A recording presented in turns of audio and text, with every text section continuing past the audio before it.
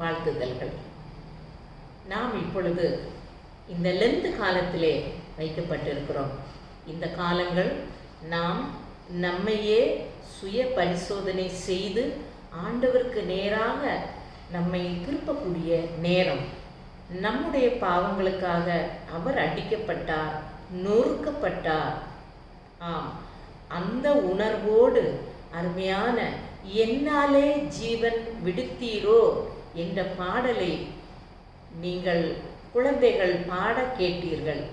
இப்பாடலை இயற்றியவர் வேதாகம சிரோமணி மகா ஞான கவி சக்கரவர்த்தி சுவிசேட கவிராயர் அண்ணாவியார் ஞானதீப கவிராயர் என்றெல்லாம் புகழப்படுகின்ற வேதநாயகம் சாஸ்திரியார் அவர்கள் அருமையான ஆனந்த பைரவி ராகத்தில் ஆதி தாளத்தில் இயற்றியுள்ளார். இந்த பாடல் பக்தி வாழ்வை காட்டும் கண்ணாடியாக நமது பாவ உணர்வை நிரம்ப அந்த பாடலிலே வைத்து எழுதியுள்ளார். மேலும் இப்பாடலை இறையியல், மறையியல், வாழ்வியல், தமிழ் ஆளுகை, திருமறை தெளிவு போன்ற பல சிறப்பு அம்சங்களுடன் இயற்றியுள்ளார். அமைந்துள்ள ஆனந்த பைரவி ராகம் மிக பழமையான ராகம். இது 20வது மேளகர்த்தா ராகமான நட பைரவியின் ஜன்ய ராகம். இதன் ஆரோகணம் ஷாடவ வக்ரமாக போகும், அவரோகணம் சம்பூர்ணமாக இருக்கும். சகரி கம பத பசா சானித பம கரி சகரி சாக்கு அப்புறம் ரீ போனோம். ஆனால் சகரி கம பத பா அப்புறம் தா போயிட்டு அகைன் பா வருது.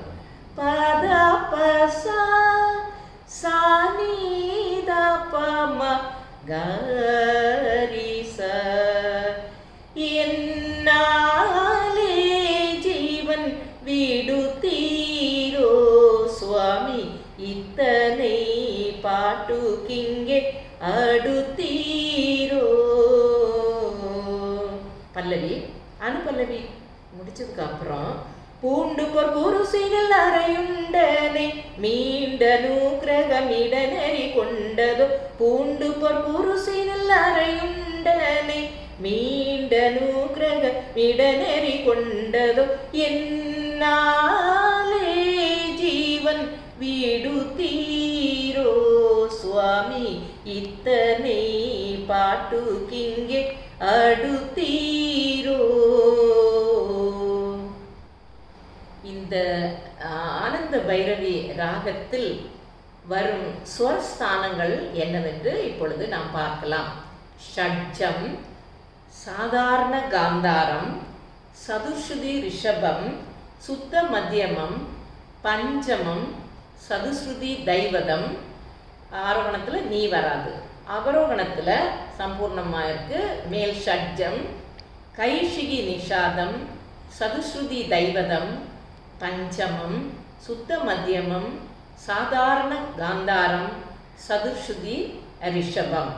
இதில் நிறைய அந்நிய சுரங்கள் வரும். அந்தர காந்தாரம், சதுஸ்ருதி தைவதம், காகலி நிஷாதம், இதெல்லாம் அந்நிய சுரங்கள் வர்றதுனால இது பாஷாங்க ராகம் என்று அழைக்கப்படுகிறது.